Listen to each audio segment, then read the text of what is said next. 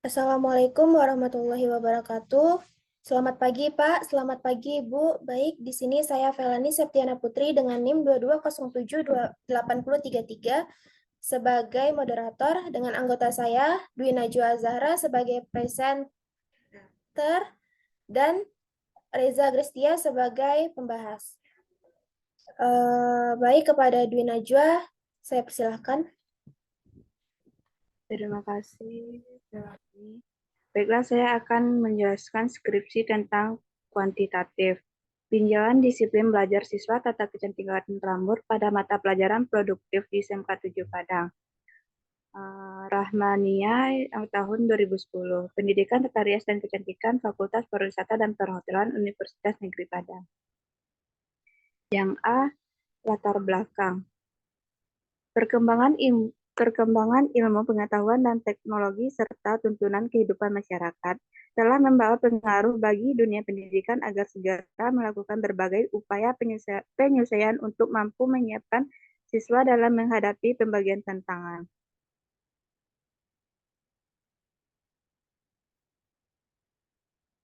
Yang B. Identifikasi masalah. 1. Dalam kegiatan belajar siswa suka berbicara dengan teman. 2. Siswa melanggar tata tertib labor seperti tidak meletakkan sepatu pada tempatnya. 3. Siswa tidak membawa alat atau bahan yang diperlu untuk dipraktikum. 4. Temui sampah yang diletakkan siswa di dalam laci meja. Yang C. Batasan masalah. 1. Disiplin siswa pada saat masuk sekolah dan masuk ke dalam kelas untuk mengikuti mata pelajaran produktif. 2. Disiplin siswa dalam mengajar tugas praktek. 3. Disiplin siswa dalam mentaati tata tertib saat praktek.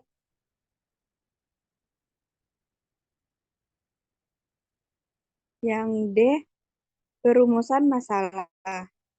Bagaimana disiplin belajar siswa pada saat masuk sekolah dan masuk kelas. 2. Bagaimanakah disiplin belajar siswa dalam mengerjakan tugas praktek. 3. Bagaimanakah disiplin belajar siswa dalam mentaati tata tertib di saat praktek. Yang E. Tujuan penelitian. 1. Mendeskripsikan disiplin belajar siswa saat masuk sekolah dan masuk kelas. 2. Mendeskripsikan disiplin belajar siswa dalam mengerjakan tugas praktek. 3. Mendeskripsikan disiplin belajar siswa dalam mentaati tata tertib di saat praktek.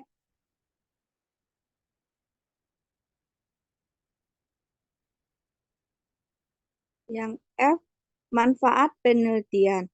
1. Siswa agar lebih meningkatkan disiplin belajar pada mata pelajaran produktif tata kecantikan rambut di SMK 7 Padang. 2. Guru kelas sebagai informasi mengenai disiplin belajar siswa pada bidang tata kecantikan rambut di SMK 7 Padang. 3. Bagian jurusan tata rias dan kecantikan untuk menambah referensi khusus tentang disiplin belajar.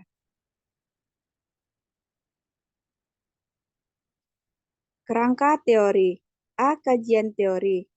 Dalam kajian teori membahas tentang berbagai hal yaitu tentang konsep belajar mulai dari pengertian belajar, disiplin dan juga ada faktor yang terdiri dari dua jenis yaitu faktor eksternal dan faktor internal. Faktor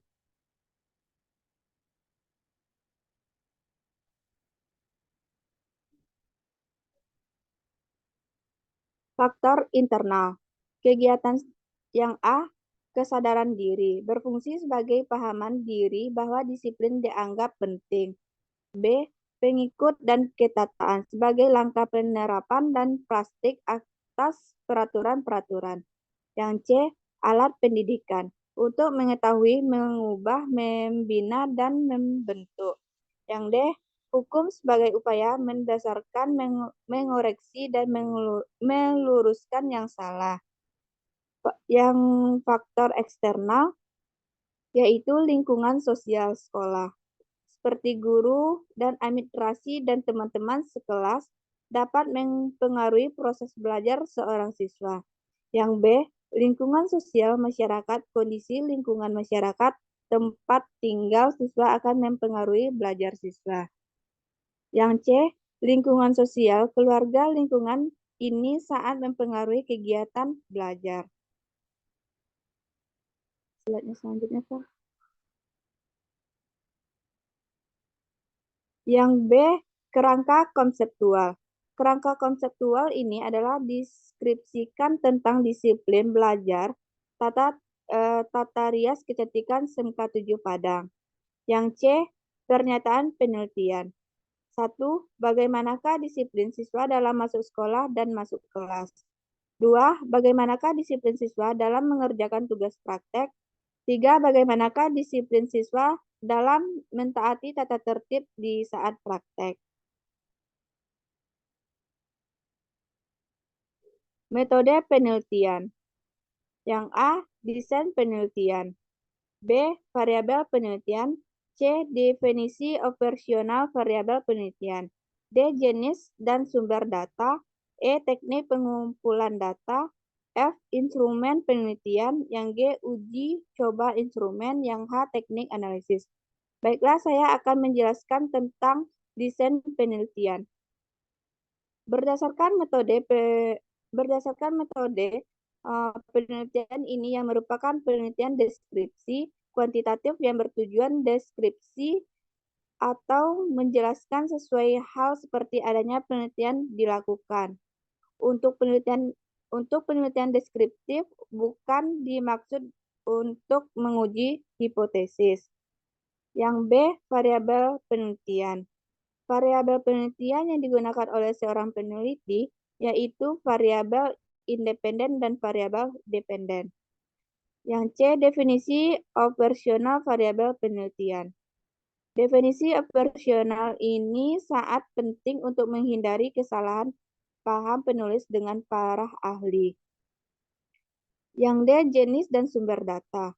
Yang pertama, jenis data yaitu data primer dan data sekunder. Yang kedua, sumber data yaitu SMK 7 Padang. Yang E, teknik pengumpulan data. Yang dilakukan dengan cara memberikan seperangkat pernyataan atau tertulis kepada responden untuk dijawab. Yang F, instrumen penelitian.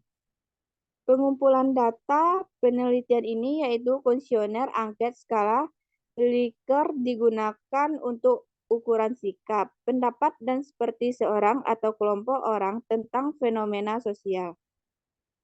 Untuk mendapatkan data mengenai disiplin belajar siswa dalam mata pelajaran produktif. Yang G, uji coba instrumen. Uji coba dilakukan untuk mendapatkan instrumen, yaitu valid hal handal dengan cara melihat fasilitas dengan reliabilitas angket, sehingga angket tersebut memenuhi syarat digunakan. Yang H, teknik analisis data. Berdasarkan penelitian ini, mengetahui disiplin belajar praktek tata kecantikan di SMK 7 Padang pada mata pelajaran produktif. Baiklah, saya kembalikan kepada moderator.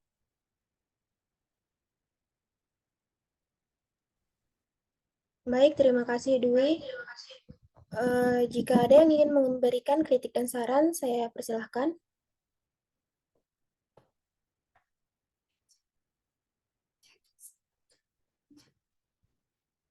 Jika tidak ada, saya akan memasuki sesi tanya jawab. Jika ada yang ingin bertanya, saya persilahkan kepada teman.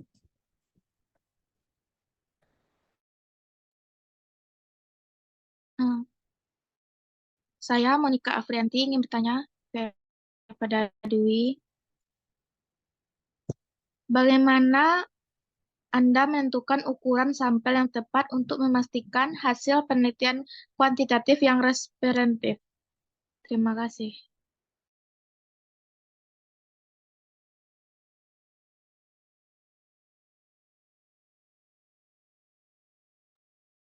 Baiklah, saya akan menjawab pertanyaan dari Monek.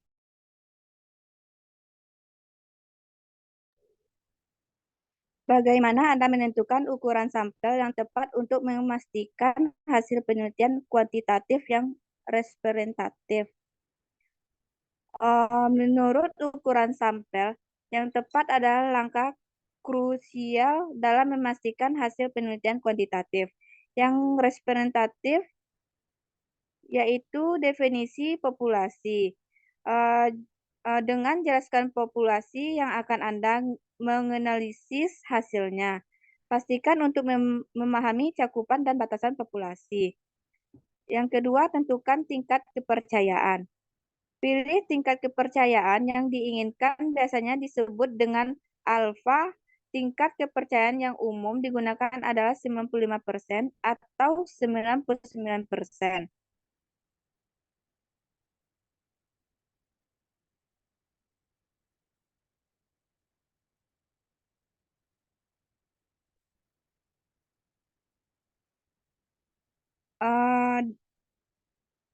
Variabel dari populasi, jika Anda tidak ada estimasi sebelumnya, Anda bisa menggunakan nilai standar deviasi di penelitian sebelum atau membuat asumsi yang masuk akal.